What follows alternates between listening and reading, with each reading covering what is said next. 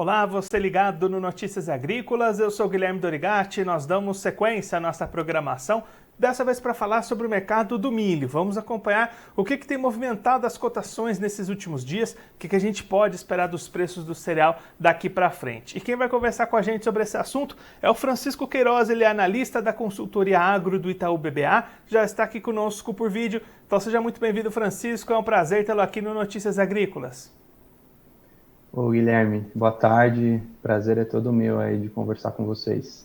Francisco, a gente tem acompanhado movimentações de baixa para os preços do milho aqui no Brasil nos últimos dias, né? Inclusive, essa semana vai se encerrando com grandes reduções nessas cotações, na Bolsa, B3, também no mercado físico. O que tem pressionado os preços do milho aqui no Brasil nesse momento?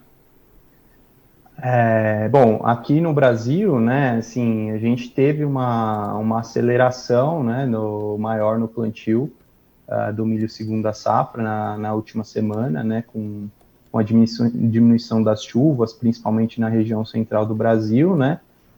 Então a Conab fala aí num plantio de 85% da área total projetada, né, mais ou menos, e para essa semana a gente deve ver esse plantio avançando bem também, porque tem chovido menos em estados que estão mais atrasados, né, como Paraná, Mato Grosso do Sul, e mesmo o estado de São Paulo, né, e da mesma forma a colheita do milho primeira safra também acelerou, né, nessas últimas 2 semanas. A Conab fala em 35% da área de primeira safra colhida, né, e esse avanço da colheita com o aumento da oferta, claro, acaba batendo nos preços, né? Não tem jeito. O que a gente tem visto aí, como você bem comentou, Guilherme, na maior parte das praças é queda mesmo nos preços, né?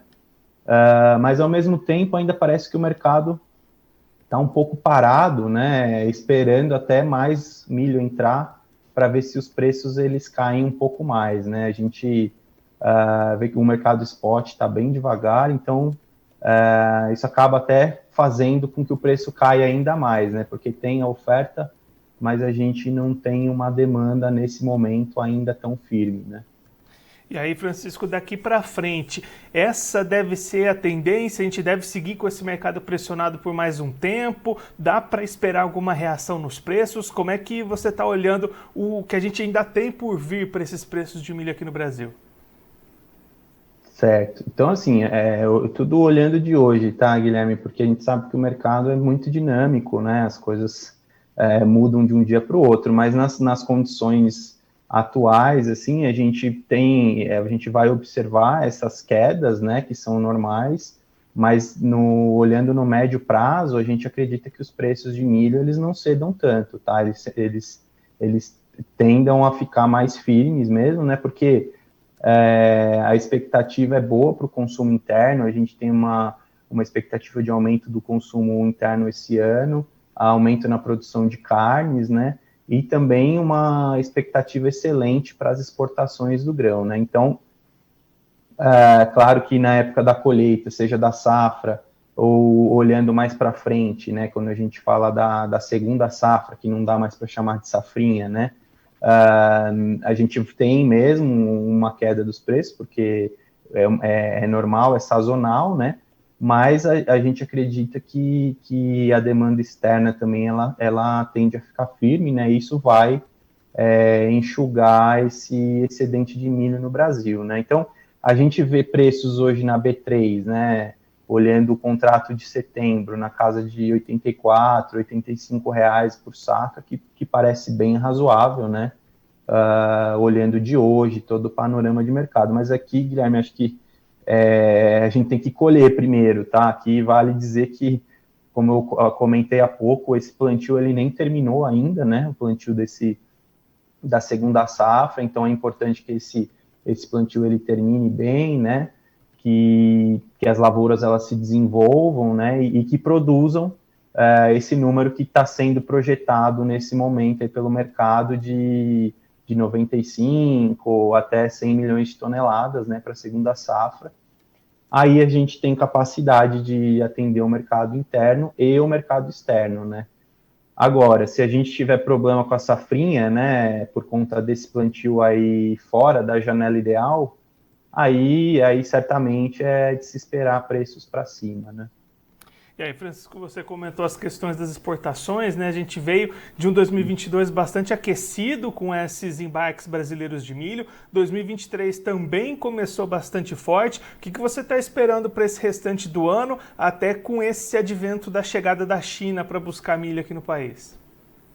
Exatamente, Guilherme. Quando a gente fala em exportação, né, a exportação de milho, a expectativa é a melhor possível, né? Claro que aqui, de novo, fazendo a ressalva de que a gente precisa produzir, né? A gente precisa colher o que está sendo projetado. Mas, assim, nos últimos 2 meses, a China, como você bem comentou, né, chegou no nosso mercado aqui de milho, habilitou mais de 90 empresas brasileiras para exportação do cereal, né? Então, hoje, atualmente, no total, já são mais de 440 plantas habilitadas para embarcar milho para a China, né? Isso sinaliza que a demanda dos chineses mesmo pelo nosso milho aqui, ela tende a seguir firme, tá?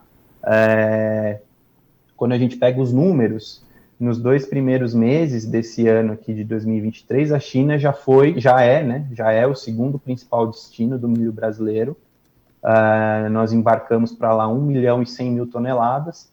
Eles só ficaram atrás do Japão, né, que é um tradicional importador do nosso milho, que também não ficou muito para trás, né? O Japão importou 1 milhão e meio de toneladas e a China 1 milhão e 100 mil toneladas, né? Então, eles vieram com apetite, né? E aí, falando não só da China, mas dos números como um todo, né? Em janeiro, a exportação total do Brasil de milho foi de 6 milhões de toneladas, em fevereiro, mais 2 milhões e 300 mil toneladas. Né? Então, ambos os meses muito acima dos respectivos meses do ano passado. Né? E agora, quando a gente pega as parciais de março, né, que a CSEC solta toda segunda-feira, a gente faz uma continha simples, né, utilizando a média diária vezes a quantidade de dias úteis que temos no mês, né? Então a gente, pelos números da última parcial, da terceira semana, a gente tende a superar aí 1 milhão e meio de toneladas de milho, né? De exportação de milho, o que é um número bem acima aí da média do mês de março dos últimos meses, né? O USDA fala em 50 milhões de toneladas de exportação para o Brasil esse ano, assumindo, né, a liderança, ultrapassando os Estados Unidos, que produz 3 vezes mais que a gente, né? É bastante milho para ser exportado, mas, assim, a gente acredita que dá para fazer esse número, né? Como eu comentei, a demanda chinesa, ela tende a seguir muito forte. Eles estão cada vez mais, né, os chineses, cada vez mais querendo se livrar da dependência, né, do milho americano, né? E eles estão vindo buscar aqui no Brasil, que é onde tem oferta e tem preço, né? Então, a Argentina, com uma quebra de safra grande também, a Ucrânia vai continuar exportando menos, né? E tudo isso, então, abre uma janela de oportunidade aí para o milho brasileiro no mercado internacional, né? E aí, Francisco, para a gente olhar também um pouquinho para as movimentações internacionais, lá na Bolsa de Chicago o cenário é diferente. Essa semana tem sido de valorizações, inclusive hoje o preço do milho subindo bastante por lá. O que tem impulsionado as cotações lá na Bolsa dos Estados Unidos? A gente tem visto, né, o contrário do que tem acontecido mais recentemente com a soja, né? A gente tem visto uma valorização para o milho. Hoje, particularmente, deve ser a notícia de que a China comprou mais milho americano, né? Essa semana, acho que já é a terceira compra seguida da China, né? De milho americano pela China, né? Então, isso tem movimentado um pouco mais o mercado de milho, né? Mas quando a gente olha mais no médio e longo prazo, Guilherme, a gente vê que a curva, na verdade, quando a gente olha os preços futuros, ela está invertida, né? Que os vencimentos, os mais curtos, né? Eles estão maiores, né? Valendo mais, né? Mais caros do que os vencimentos mais longos, né? Então, Isso basicamente indica que o mercado ele enxerga um aperto, né, na oferta no curto prazo, mas uma oferta se normalizando para frente, né, quando a gente olha o médio e longo prazo, né, com a entrada das próximas safras, né. Quando a gente fala da safra 22-23, né, esse aperto vem porque a gente teve uma quebra importante da safra americana, né, de quase 40 milhões de toneladas. A Argentina está quebrando, né, quebrou, na verdade, também vai ser um desfalque grande aí acima das 10 milhões de toneladas, pelo menos, né, e isso acabou apertando esse balanço global de oferta e demanda, né, diminuindo o estoque final de milho. A produção caiu mais do que o consumo, né, então isso reduziu os estoques. E hoje a gente tem uma relação estoque-uso, né, de milho mundial ao redor de 26%, que é inferior à média das últimas 6 safras, que foi de 29%. Né? Então, e aí essa queda no futuro, porque o cenário para a safra americana, né, ele tende a ser mais favorável esse ano, né, com a transição da Laninha para uma neutralidade, que é o que a gente está vendo agora, e posteriormente para um El Niño, né, que é o que está sendo projetado para o segundo semestre desse ano, isso é favorável para os Estados Unidos, né, aumenta a possibilidade de uma safra americana cheia, né, então, por isso a gente vê os preços futuros, né, em queda, né, então, os números do Outlook Forum também que foram divulgados pelo SDA, né, no mês passado, que é uma primeira estimativa da safra americana, também sinaliza isso, né, com uma expectativa de crescimento de 3% da área de milho nos Estados Unidos e a produção voltando para casa de 383 milhões de toneladas na safra 23-24, né, que eles vão começar a plantar.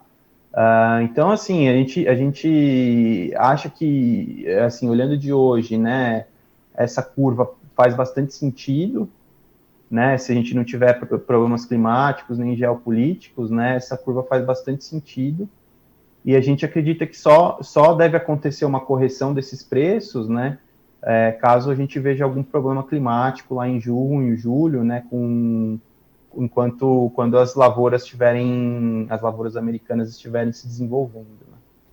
Francisco, muito obrigado pela sua participação, por ajudar a gente a entender melhor todo esse cenário para as cotações do milho. Se você quiser deixar mais algum recado ou destacar mais algum ponto para quem está acompanhando a gente, pode ficar à vontade. Guilherme, eu só queria agradecer, né, a participação e me colocar à disposição aí para próximas conversas, né? Muito obrigado. Viu? Francisco, mais uma vez, muito obrigado. A gente deixa aqui o convite para você voltar mais vezes, sempre contribuir conosco e com todos os produtores do Brasil. Um abraço, até a próxima. Abraço, muito obrigado. O Francisco Queiroz, ele que é analista da consultoria agro do Itaú BBA, conversou com a gente para mostrar o que tem influenciado as cotações do milho neste momento aqui no mercado brasileiro e também no mercado internacional. Francisco destacando uma pressão nos preços do milho aqui no Brasil nesses últimos dias, em especial nessa última semana, em função do avanço dos trabalhos de plantio da segunda safra e também de colheita da primeira safra. Toda essa nova oferta entrando no mercado está pressionando as cotações nessa semana e com a continuidade desse avanço acelerado do plantio da segunda safra, tende a continuar pressionando as cotações nos próximos dias, mas a expectativa do Itaú BBA é que a médio e longo prazo a forte demanda que a gente tem para o milho brasileiro, tanto no mercado interno, os setores de rações, de proteínas animais, também no mercado internacional com as exportações que tendem a se manter em altos níveis ao longo deste ano, e tudo isso, essa forte demanda deve equilibrar um pouquinho melhor esse cenário e puxar um pouco para cima as cotações do milho que a gente está acompanhando em queda neste momento. Agora, antes da gente encerrar, vamos passar pelas bolsas para verificar como é que estão as cotações do milho neste momento, começando pela Bolsa de Chicago, a CBOT. Você vai ver aí na tela preços em alta, conforme o Francisco destacou aqui para a gente, estimulados principalmente pelas novas exportações dos Estados Unidos para a China. Aí você vai acompanhar o vencimento maio 23, valendo $6,42 o bushel, alta de 10,50 pontos. Julho 23 valendo 6 dólares e 22 centes o bushel, alta de 12 pontos. Setembro 23 valendo 5 dólares e 68 centes o bushel, alta de 8,75 pontos. E o dezembro 23 valendo 5 dólares e 59 centes o bushel, alta de 7 pontos. Agora a Bolsa Brasileira, cotações praticamente estáveis neste momento. Maio 23 valendo R$ 84,05 a saca, queda de 0,01%. Mesma redução do contrato julho 23, que está sendo cotado a R$ 83,33 a saca. Setembro 23 caindo 0,17%, valendo R$ 83,15 a saca. E o novembro 23 valendo R$ 85,32 a saca, alta de 0,20%. Agora eu vou ficando por aqui, mas você aproveite para se inscrever no canal do Notícias Agrícolas no YouTube. Por lá você pode acompanhar os nossos vídeos, as nossas entrevistas. Também deixe o seu like, mande a sua pergunta, o seu comentário, interaja conosco e com a nossa programação. Você também pode clicar no sininho, assim você ativa as notificações e fica sabendo de todas as novidades do Notícias Agrícolas. Eu vou ficando por aqui, mas a nossa programação volta daqui a pouquinho. Então continue ligado no Notícias Agrícolas.